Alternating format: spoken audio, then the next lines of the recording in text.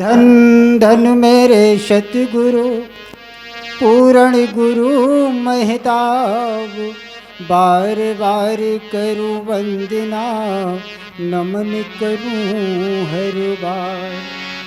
यदि आप न आते जगत में तो जल मरता संसार, जग तारन को आगे सदगुरु जी भगवान। शास्त्री जी, अभी आप सब बड़े सुंदर विचार और भजन सुन रहे थे और महापुरुषों ने मुखार बिंद से इतना अच्छा वर्णन किया इस पारब्रह्म परमेश्वर का और तमाम पाखंडों पर भी प्रहार किया, जो कि आज हर प्राणी जानता है कि असली ठिकाना हमारा प्रभु के शरण में है। पर सासंगत जी, मन मानता नहीं जब तक मन के ऊपर टन नहीं लग जाता। मन शांत होने का केवल एक ही जरिया है कि हम इस ब्रह्म को जानें, और जब तक ब्रह्म को जानेंगे नहीं हमारे अंदर शारीरिक भाव रहेगा, हमारे अंदर अहम रहेगा, पाखंड रहेगा। और जो ब्रह्म का दीदार कर लिया उसके लिए शरीर क्या सारा जहां बिल्कुल ख़त्म है, कुछ नहीं है, केवल एक परमात्मा है। सासंगत जी, आप सबने सुना कि यह पितृ विसर्जन का आखिरी दिन है और इसके बाद नवरात्रि शुरू होगा। पर सासंगत जी, हमको आपको नवरात्रि और पितृ विसर्जन तो सदैव लगा रहता है। न कोई होली है न कोई दिवाली है, संत महापुरुषों के लिए सदैव सब कुछ है। चूँकि एक समान सब दिन रहता है, न कोई कम है न कोई ज़्यादा है, न कोई छोटा है न बड़ा है। इसीलिए जब हम देख लेते हैं कि ये ब्रह्म एक समान सर्वत्र विराजमान है, न कहीं कम है न कहीं ज़्यादा है, तो सत्संग जी ऊंच नीच और छोटा बड़ा और निर्धन धनी का भावना कुछ नहीं रह जाता। सत्संग जी एक छोटा सा दृष्टांत है जो कि हम जान करके भी नहीं मानते। क्यों? कि हम सदगुरु के शरण में आ गए हैं तो हमारा सारा पाखंड छूट जाना चाहिए, है कि नहीं? अगर इस पर भी अगर हम पाखंडी बने हुए हैं तो सत्संग जी हमें ज्ञान से कोई मतलब नहीं रहा। क्योंकि ज्ञान का भाव है किसी अच्छी चीज़ को जानना जो बिल्कुल स्वच्छ है, बिल्कुल निर्मल है, और हमारे अंदर वही निर्मलता प्रदान करता है सत्संग जी। इसीलिए महापुरुषों ने कहा है कि निर्मल मन सोई जन मोहि पावा, और मोहि कपट छल छिद्र न भावा। ये सबको जानकारी है कि कपट छल से परमात्मा घबराता है। क्यों? फिर हम जानबूझ करके करते हैं। सत्संग जी छोटा सा दृष्टांत है। किसी गांव में एक अंधी और अंधा रहते थे, और जब अंधी रोटी बनाने लगती थी और अंधा बैठा रहता था तो कुत्ता आकर के रोटी खा लेता था। सत्संग जी, अब अंधा अंधी को कहे कि भाई तुम रोटी हमें नहीं खिलाती, सब खा लेती हो, और अंधी ये कहती थी कि भैया ये सब रोटी खा लेता है, मुझे नहीं खाने देता। इसी बात को लेकर के झगड़ा हो गया।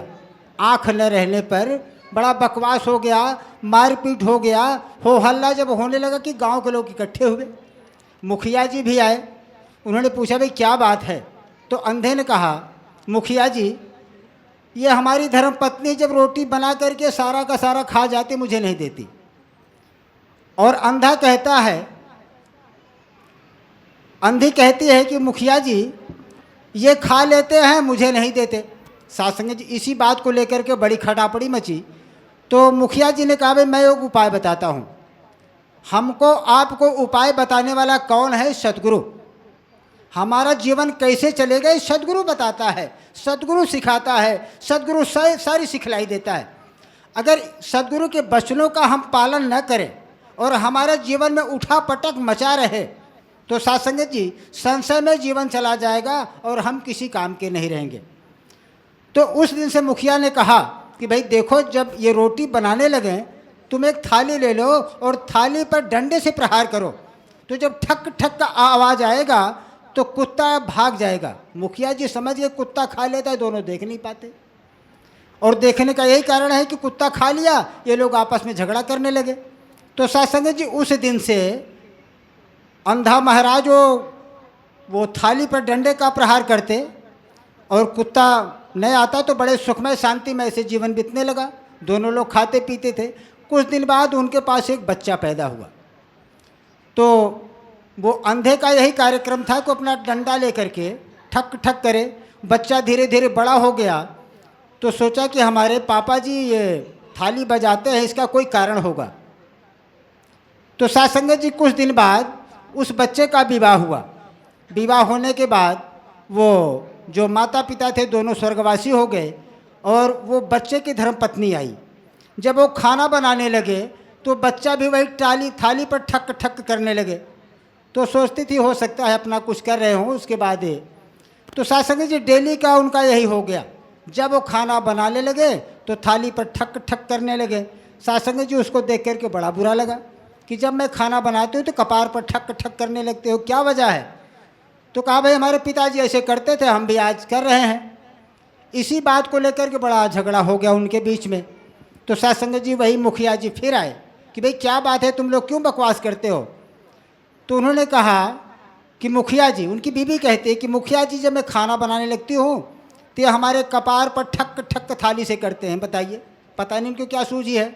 उन्होंने कहा, मुखिया जी ने समझाया उनको, कहा बेटा तुम्हारे पिताजी और माताजी दोनों अंधे थे।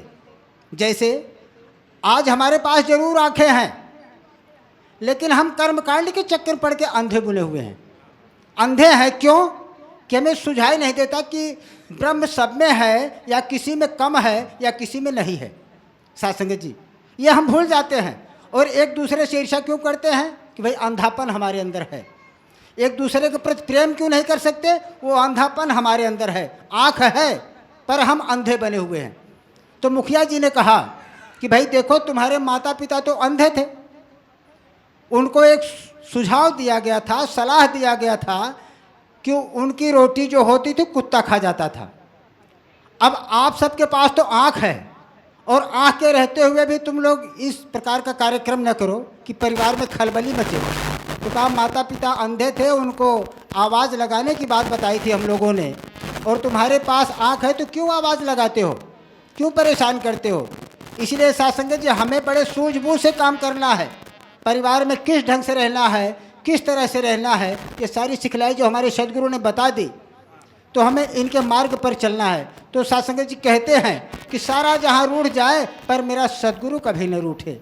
तो सासंगत जी कहते हैं कि रूठे सारा संसार हो दाता हमसे न रूठे, रूठे सारा संसार हो।